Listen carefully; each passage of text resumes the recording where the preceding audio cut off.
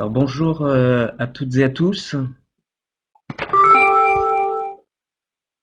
C'est parfait. Alors si vous le voulez bien, nous allons commencer. Alors pour ceux que je n'ai pas la chance de connaître, je suis Franck Brier, inspecteur général du groupe Économie et Gestion, et je suis accompagné pour le début de cette présentation par Alain Henriet, qui est également inspecteur général et avec qui j'ai copiloté la rénovation de ce bac professionnel. Alors avant d'aborder peut-être le fond de l'intervention destinée à vous présenter cette rénovation, permettez-moi en tout cas de vous remercier avec Alain d'avoir été si nombreux et si réactifs par rapport à la proposition de cet après-midi, puisque vous êtes 184 inscrits. Pour cela, on va adopter quelques règles, mais j'y reviendrai. Et Alain et moi-même souhaiterions également remercier particulièrement et chaleureusement le groupe de rénovation du diplôme en question, ainsi que le groupe en charge actuellement du guide d'accompagnement, soit d'ailleurs près d'une vingtaine de collègues, professeurs et inspecteurs de l'éducation nationale. Donc bienvenue à tous. Euh, alors, avant de démarrer, d'aller dans le vif du sujet, vous savez que le dispositif de formation qui était initialement prévu consistait en l'animation de 2 journées de présentiel au plan national de formation, déployé ensuite au plan académique de formation selon les académies. La première journée du plan national de formation était prévue au 1er avril. Pour les conditions que vous connaissez, cette première journée a été annulée et nous l'avons donc anticipée et substituée à 3 webconférences dont les sujets et les thématiques sont bien ciblés, puisque vous le voyez aujourd'hui, la première est destinée à la présentation des différents référentiels et ressources pédagogiques. La deuxième webconférence qui aura lieu fin de semaine prochaine, vendredi 5 juin, sera consacrée à l'environnement numérique de cette rénovation, à l'environnement comptable et à la présentation de 3 nouvelles ressources pédagogiques. La dernière webconférence, la dernière webconférence aura lieu en septembre et sera, elle, réservée à l'évaluation, au chef-d'œuvre et à la coloration. Et une première journée de PNF en présentiel, sous réserve des conditions sanitaires, sera organisée soit fin 2020, début 2021. Alors, pour cette première webconférence et en raison du nombre de participants, nous allons adopter une discipline assez stricte quant à l'animation de cette conférence et vous voudrez bien nous en excuser, même si nous avons prévu 2 moments d'interaction, mais pour éviter d'avoir des soucis techniques, nous vous demandons donc de ne pas activer ni vos micros ni vos caméras et animateurs compris tant que vous n'intervenez pas pour les animateurs. Et lorsque vous aurez la possibilité de prendre la parole, nous vous demanderons, vous le voyez en haut de votre écran à gauche, vous avez une petite main que vous pourrez activer et nous vous autoriserons en vous donnant les droits pour pouvoir vous exprimer à l'oral. Alors, lors de cette webconférence, vous avez la possibilité d'intervenir sur le chat qui est en bas à gauche et n'hésitez pas à poser toutes les questions qui vous viennent à l'esprit, qui vous préoccupent. Nous en ferons, j'allais dire, une collecte et une synthèse avec mes collègues et nous construirons une foire aux questions en fonction des thématiques qui vont émerger. Alors, toutes vos questions aujourd'hui ne trouveront pas réponse, puisque vous le voyez, certaines des questions que vous poserez eh bien, seront abordées dans la deuxième conférence ou la troisième conférence, mais en tout cas, elles nous serviront pour alimenter la fac, d'une part, et elles nous serviront également pour construire et structurer nos prochaines webconférences. Cette première webconférence a plutôt, enfin pour les deux prochaines, nous sommes en réflexion pour essayer de voir dans quelle mesure on peut prévoir des modalités un petit peu plus interactives. Alors, sur ces éléments, et avant toute chose, et d'aborder la structure de cet après-midi, nous voulions, avec Alain Henriet, effectuer un bref focus sur le contexte de la certification qui, au niveau national et au niveau européen, évolue très vite depuis quelques années.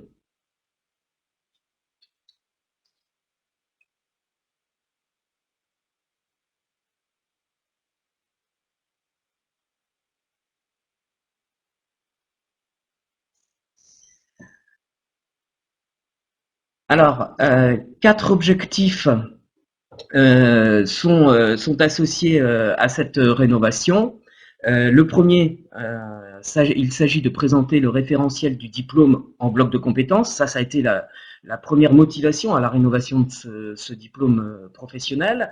Le second objectif est destiné à tenir compte de l'évolution des pratiques professionnelles, parce que nous le verrons, les métiers de l'assistance et de la gestion ont beaucoup évolué, et notamment du fait de leur digitalisation. Troisième objectif, c'est celui de faciliter et de renforcer l'insertion professionnelle des titulaires de ce diplôme. Et dernier objectif, c'est de renforcer les possibilités de poursuite d'études, et tant au niveau des diplômes d'université, des BTS, des mentions complémentaires, des titres professionnels, des certificats de qualification professionnelle ou des FCIL. Alors, je vous le disais, avant toute chose et avant d'aborder la structure de cet après-midi, rappelons en quelques mots le contexte de la certification et ses évolutions. Oui, bonjour à tous et à toutes. J'espère que vous m'entendez correctement. Donc, quelques mots sur le contexte qui vont expliquer un certain nombre de décisions ou de positions qui ont été prises dans la réécriture de ce bac professionnel. Bien entendu, ces éléments ne concernent pas que le bac Agora, mais concernent l'ensemble des diplômes professionnels. Alors, je vais rappeler ou je vais préciser quelques points, sachant que vous aurez à disposition un document écrit beaucoup plus explicite qui sera mis en ligne sur les sites. Au-delà des éléments dont vous avez entendu parler, vous avez connaissance et vous les appropriez au fur et à mesure de la transformation de la voie professionnelle, il y a quelques éléments clés sur le dispositif de certification. La première chose, c'est que la loi de septembre 2018 pour la liberté de choisir son avenir professionnel a, entre autres, mis en place une instance de gouvernance nationale unique qui s'appelle France Compétences, à l'œuvre depuis 2019 et dont la mission est globalement, pour tous les secteurs, d'assurer le financement, la régulation, le contrôle et l'évaluation du système de formation professionnelle. On va y revenir dans un instant. L'autre élément important, c'est qu'un décret, un arrêté de janvier 2019 aligne le cadre national français des certifications professionnelles sur le cadre européen. Ça veut dire en particulier que tous les diplômes professionnels du niveau CAP, voire infra-CAP s'il y en avait en France, jusqu'au niveau les plus élevés, Bac plus 5, Bac plus 8, qui ont un trait avec l'enseignement professionnel, passent, donc qu'ils soient pré-bac, post-bac, universitaire ou non, passent dans ce cadre européen de 8 niveaux. Alors on y reviendra, mais le bac pro se situe à un niveau intermédiaire qui est le niveau 4.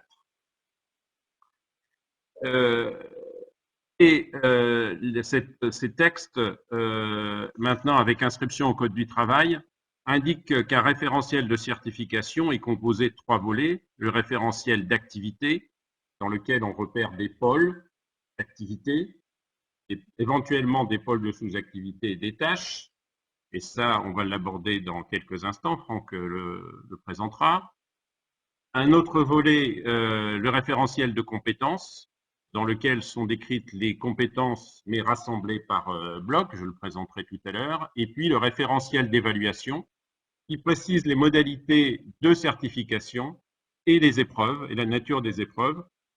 Comme vous avez pu le voir, cet élément-là, on ne va pas l'aborder aujourd'hui, mais on l'abordera lors de la 3e WebConf au mois de septembre, d'autant plus que, comme vous le devez savoir, en matière d'évaluation, pour le bac pro Agora, ce qui est spécifique au bac pro Agora, c'est à peu près calé, mais il reste des éléments autres à caler, et en particulier l'évaluation du chef-d'œuvre, mais pas seulement. C'est pour ça qu'on entend le mois de septembre pour en parler.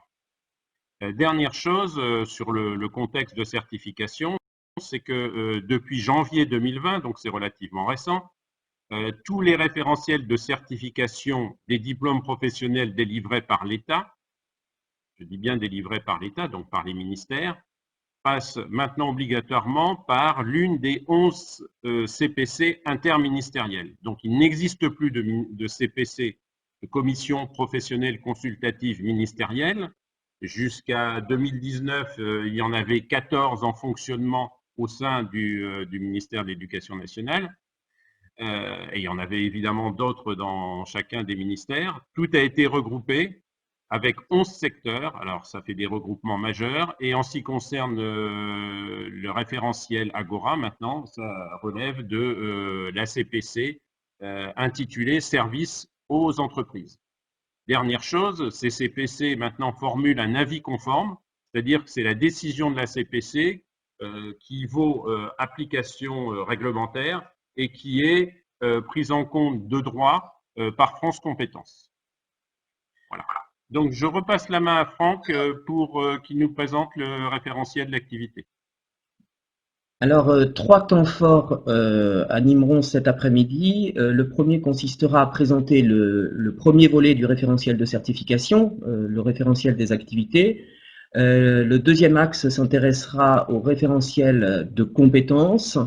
Et puis ensuite, nous vous proposerons un certain nombre de ressources pédagogiques qui reposent sur un principe important auquel on tient, mais qui ne vous est pas étranger, c'est celui de l'entrée par les situations professionnelles. À l'issue de ces 3 temps forts, nous conclurons de façon transitoire puisque nous avons encore 2 webconférences. Alors, le référentiel des activités, avant de vous le présenter, peut-être vous préciser qu'il a donné lieu à une dizaine d'études, études sur de la prospective de métier, études auprès de professionnels de terrain, qui ont été réalisées par le groupe de rénovation, ce qui nous a permis de serrer un certain nombre de métiers et peut-être d'élargir le spectre des métiers dans lesquels nos élèves pourraient s'insérer, de voir quel pourrait être le périmètre de leur mission et donc les attendus du diplôme. Cette phase liminaire nous a permis ensuite de construire le référentiel des activités que je vais vous présenter. Quant au métier visé, il est important de préciser, et vous pourrez peut-être comprendre l'intitulé même du diplôme rénové, que ces métiers de l'assistance et de la gestion merci de ne pas, voilà, que ces métiers de l'assistance et de la gestion concernent tous les types d'organisations. Et ça, c'était quelque chose que nous avions repéré au travers de la remontée des livrets tuteurs, de voir où nos élèves étaient accueillis. Eh bien, ils sont accueillis à la fois dans des entreprises classiques, traditionnelles, mais également des associations, des fondations, des hôpitaux, des mairies. C'est pour ça que nous étions attachés à à ce mot organisation. De la même façon, ces métiers de l'assistance et de la gestion, eh bien, ils se retrouvent dans toutes les tailles d'organisation, des très petites entreprises jusqu'aux plus grandes. Et dernier point important, c'est que ces métiers de l'assistance et de la gestion, eh bien, ils se retrouvent dans tous les secteurs d'activité, dans toutes les branches professionnelles, industrie compris, hein, mais également artisanat, médico-social, services et immobilier. À partir de là, dans ces métiers, nous nous sommes intéressés aux intitulés d'emploi et par rapport aux emplois que l'on peut retrouver et qui concernent les métiers de l'assistance à la gestion, on a repéré deux types d'appellations, alors des plus courantes et qui sont peut-être les plus connues vis-à-vis desquelles on a le plus de réflexes quand on parle d'insertion professionnelle, c'est assistant de gestion, c'est par exemple agent de gestion administrative, gestionnaire administratif, mais il existe également des appellations peut-être plus spécifiques et que nous mettrons en lien d'ailleurs dans la troisième webconférence avec cette idée de coloration. Eh bien, c'est par exemple secrétaire assistant juridique, assistant de gestion locative en immobilier, assistant digital, assistant ressources humaines, assistant comptable.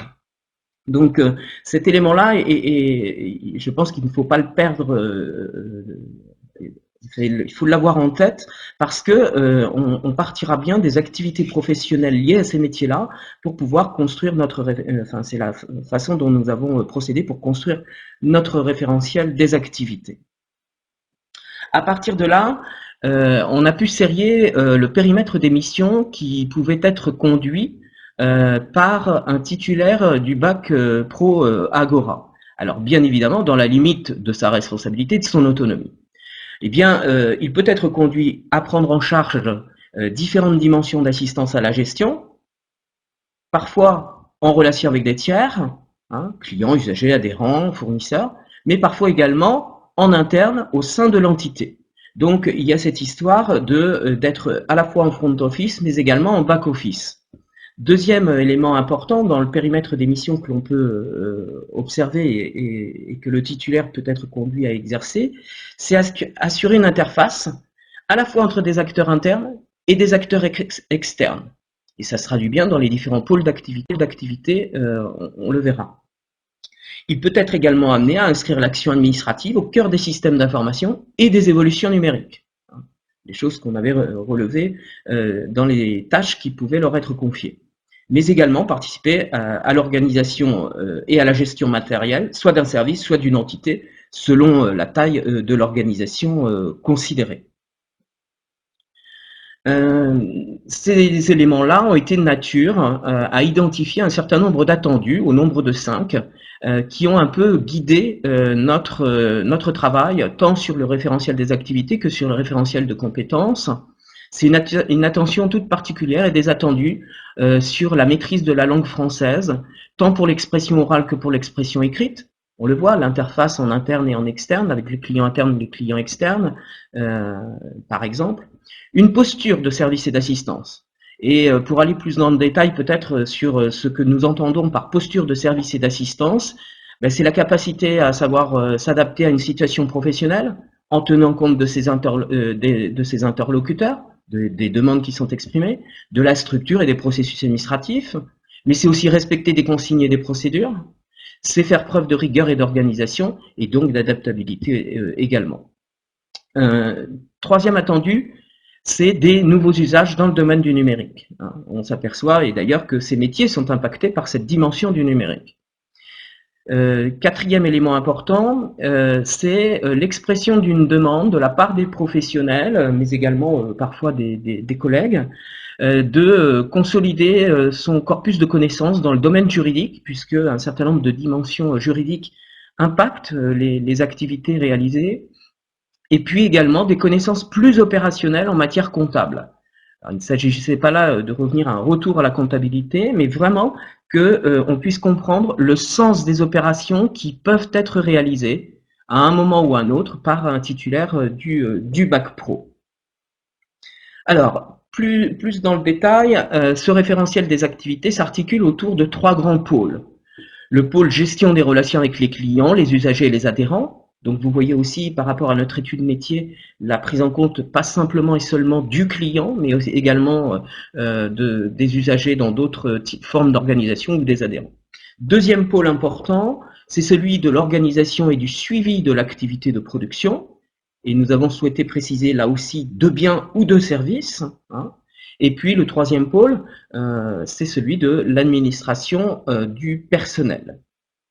Alors, tel que le référentiel de certification doit être construit, et dans son volet, j'allais dire, référentiel des activités, Alain vous expliquait que les pôles peuvent être découpés en pôles, en sous-pôles d'activités. Donc, dans ce pôle 1, gestion des relations avec les clients, les usagers et les adhérents, vous voyez la présence de 3 sous-domaines d'activité: la préparation et la prise en charge de la relation, le traitement des opérations administratives et de gestion, et l'actualisation du système d'information. Chacun de ces sous-pôles d'activité, eh bien, laisse apparaître une liste de tâches associées à la réalisation de cette sous-activité, elle-même associée à la réalisation du pôle des activités qui sont comprises dans le pôle 1.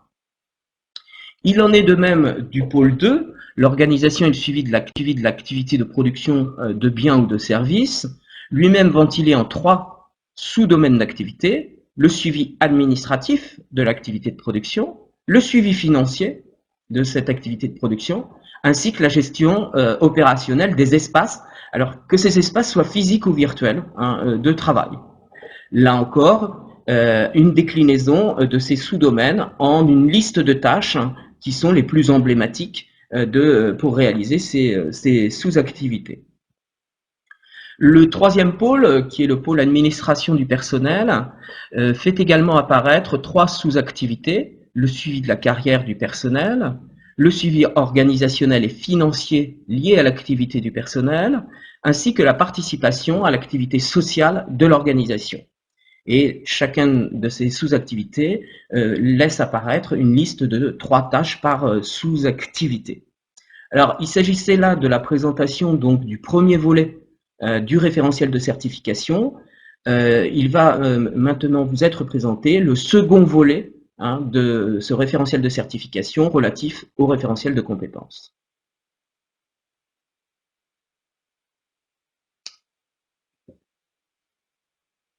Et il n'y a pas de micro.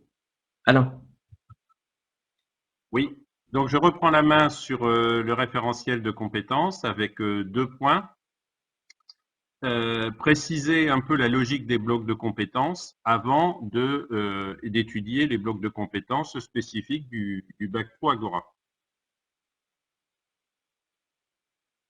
Alors, sur la compétence proprement dite, il y a beaucoup de choses qui ont été écrites depuis 30 ou 40 ans. Et il y a beaucoup de définitions, elles ont été évolutives dans le temps. C'est une notion très polysémique, et d'autant plus que là, on va se concentrer sur la compétence professionnelle, mais évidemment, il y a d'autres formes de compétences. Il résulte toutefois que, en ce qui concerne la compétence professionnelle, la plupart des publications de référence ou des textes de référence précisent qu'une compétence professionnelle est située, c'est-à-dire qu'elle s'exerce dans le cadre d'une situation professionnelle précise. On reviendra tout à l'heure aux situations professionnelles et on listera d'ailleurs avec des exemples de scénarios. La compétence professionnelle se construit dans l'action et résulte d'un apprentissage. Donc, elle n'est pas innée. On parle bien de la compétence professionnelle. Elle est largement construite dans l'action et dans l'acquisition des méthodes d'acquisition. Elle est transférable, c'est-à-dire qu'une fois qu'elle est acquise dans une situation professionnelle donnée, elle peut éventuellement être transférée dans des situations professionnelles proches ou similaires. Qu'elle mobilise des ressources pour agir, on va y revenir dans quelques instants, des ressources propres à l'individu qui exerce la compétence, mais aussi des ressources de son environnement. Et enfin, peut faire l'objet d'une reconnaissance sociale. On a mis peut faire l'objet d'une reconnaissance sociale parce que toutes les compétences professionnelles ne sont pas forcément reconnues dans le cadre d'une certification. Dans le bas de la diapo, et vous le trouvez bien entendu dans les textes auxquels vous aurez accès sur les sites, il y a une définition qui est proposée, la dernière en vigueur avec un texte de référence de France Compétences du 27 juin 2019, qui résume un peu ces idées. La compétence peut être envisagée comme la mobilisation de manière pertinente des ressources d'un individu, et par exemple son savoir-faire technique, son savoir-faire relationnel, et de celle de son environnement dans des situations diverses pour exercer une activité en fonction d'objectifs à finalité professionnelle.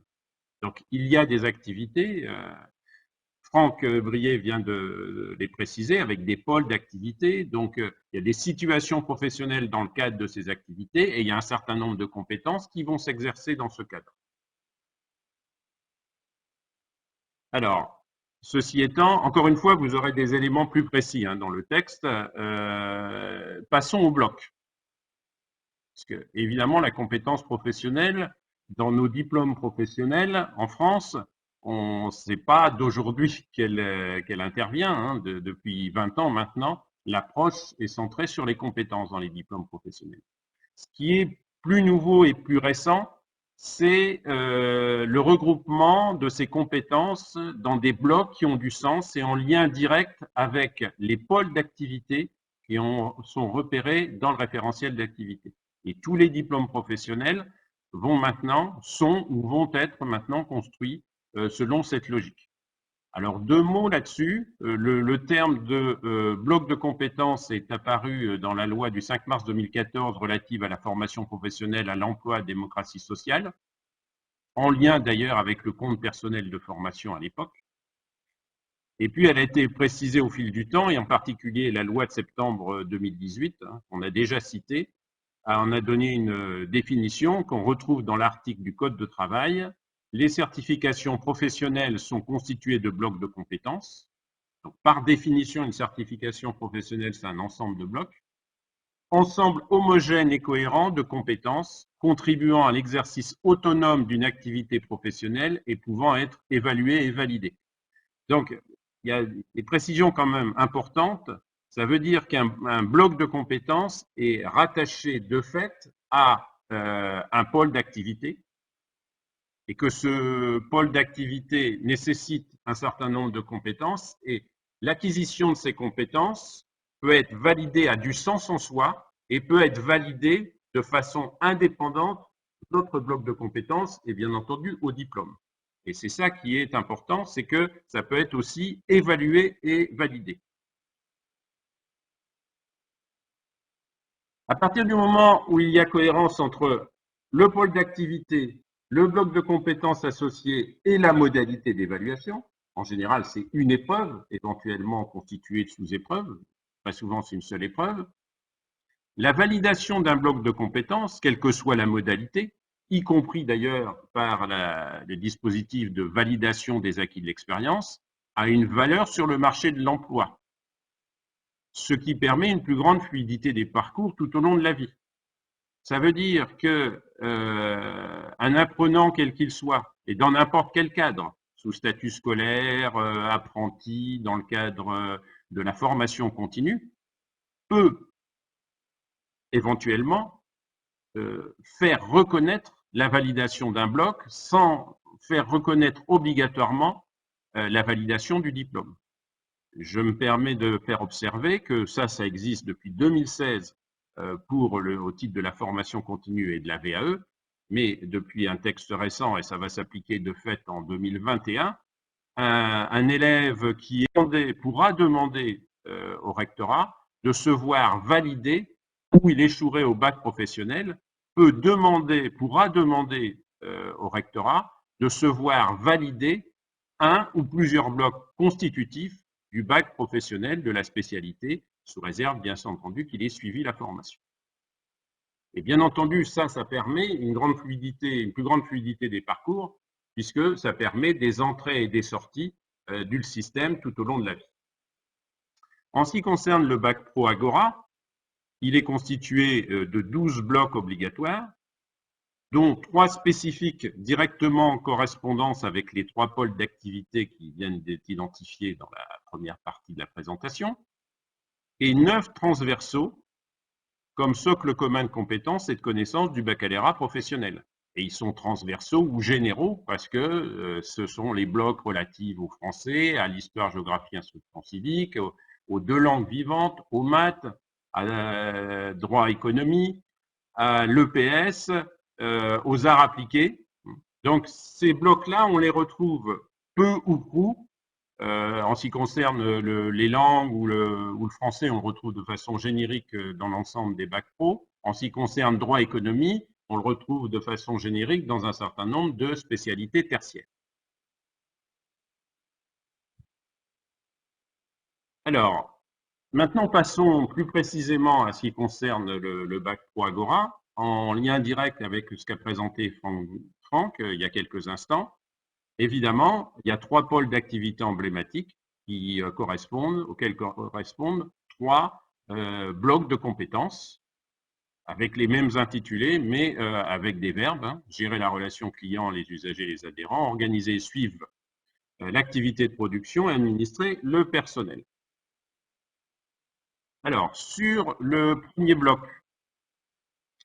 vous avez, apparaît sur la diapositive, la reprise des 3 sous-pôles d'activité, hein, donc dans le premier bloc. Je ne vais pas le reciter puisque vous l'avez sous les yeux et ça correspond à ce qui était présenté tout à l'heure.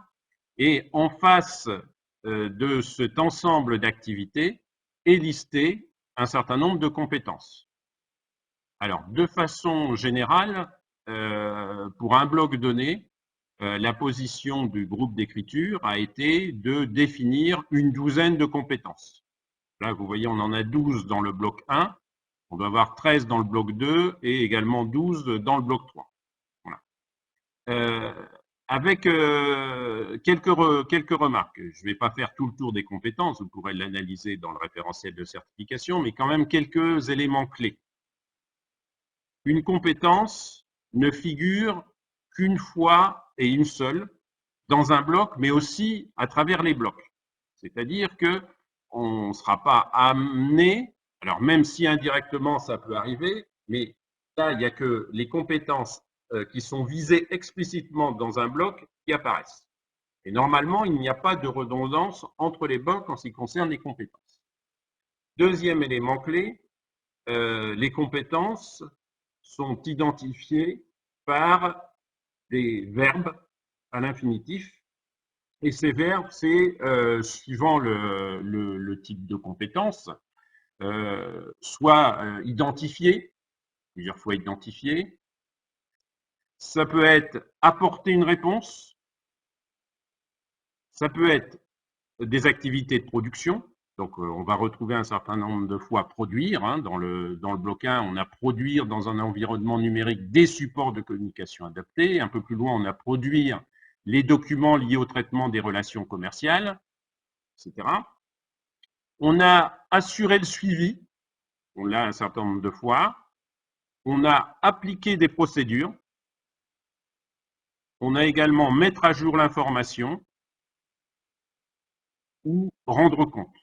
Voilà, en gros, les grandes compétences génériques, alors qu'on retrouve déclinées et précisées suivant le bloc, mais qu'on va retrouver également, là on n'en a pas, mais on va retrouver dans les blocs qui suivent aussi des dimensions contrôle, vérification. Voilà pour le bloc 1. Je passe rapidement au bloc passer au bloc 2 quand même. Le bloc 2, donc organiser et suivre. Il y a un 2 en trop là. Suivre l'activité de production.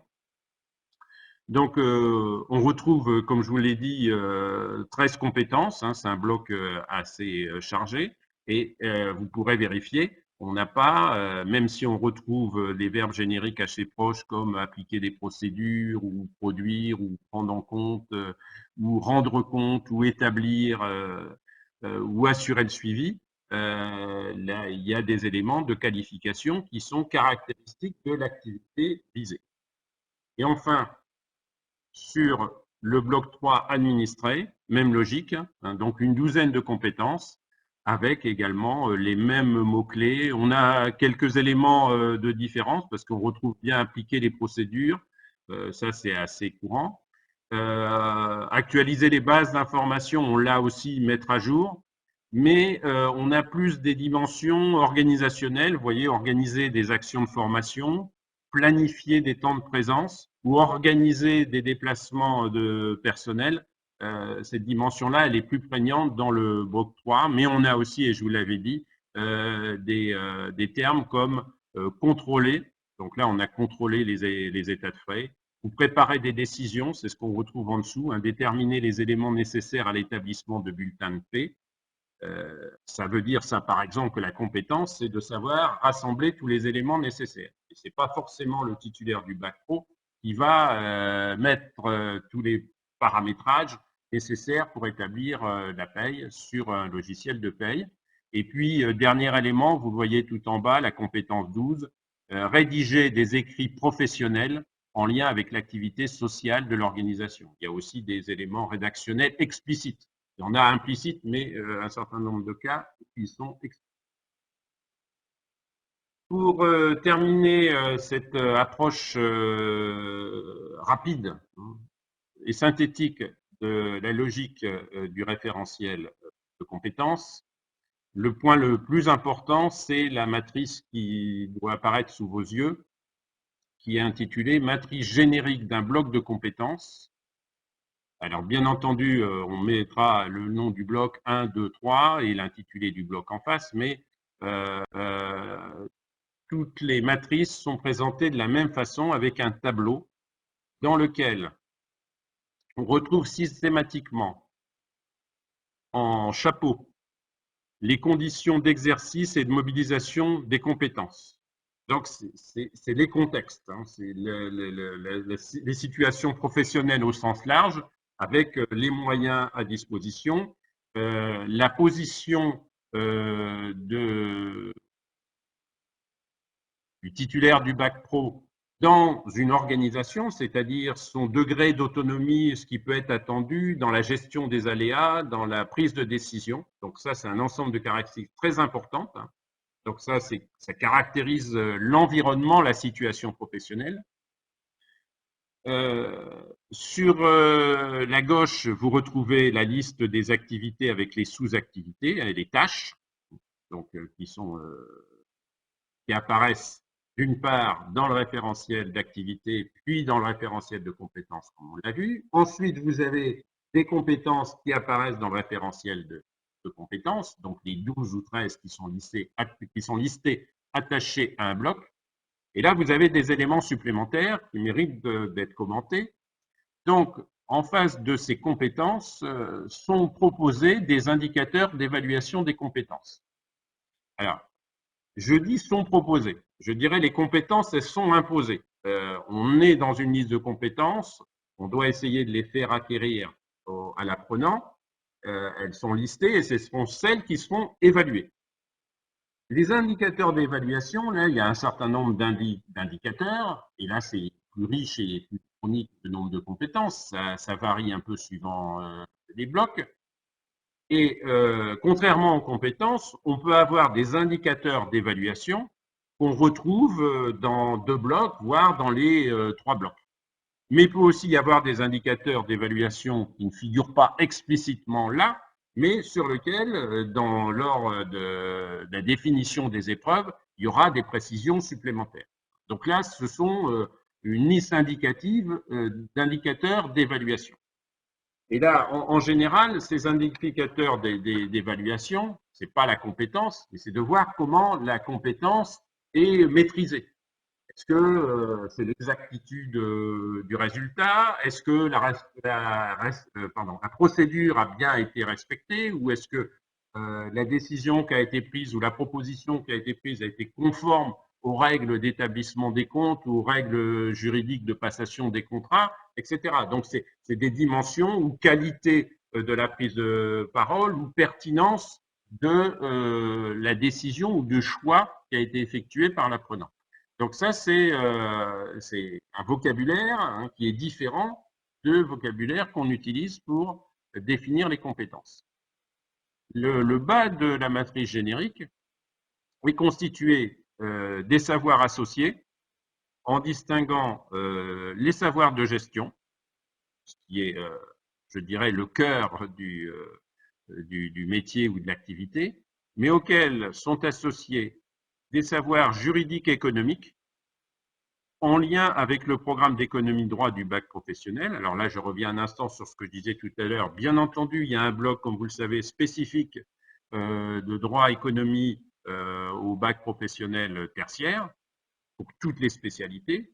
Donc évidemment, on s'appuie là-dessus pour les activités professionnelles, mais dans un certain nombre de cas, il y a des notions de droit, quelquefois d'économie, mais c'est plus souvent de droit, qui n'ont pas été soit abordés, soit suffisamment développés dans le programme commun générique et qui nécessitent des ajouts supplémentaires, des approches supplémentaires dans le cadre du bloc de compétences professionnelles, que ce soit le bloc 1, 2 ou 3. On en retrouve systématiquement, mais c'est relativement limité et, bien entendu, ça sera en lien avec la nature des sujets ou des épreuves qui seront proposées pour l'évaluation.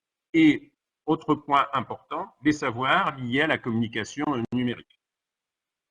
Alors, quelquefois, on a des savoirs communication et numérique qui sont un peu transversaux, donc il arrive qu'il y ait quelques formes de redondance entre chacun des blocs, mais souvent c'est plutôt en lien direct avec ce qui est utilisé en termes de communication numérique dans le bloc numéro X.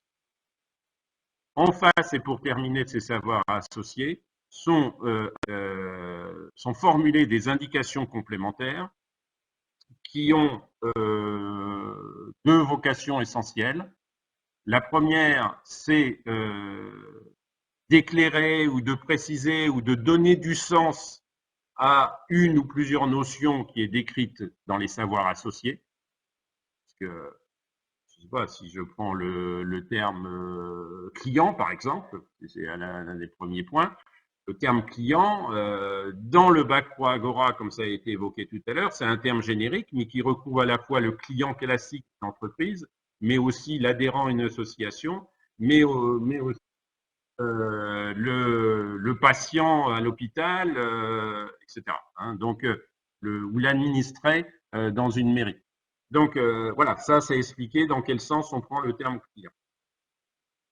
Autre élément, dans les indications complémentaires, quelquefois, c'est aussi pour donner des précisions ou des limites à la notion qui doit être étudiée. Par exemple, dans le bloc 1 de compétences, on a un savoir associé qui s'appelle la chaîne des documents liés aux ventes.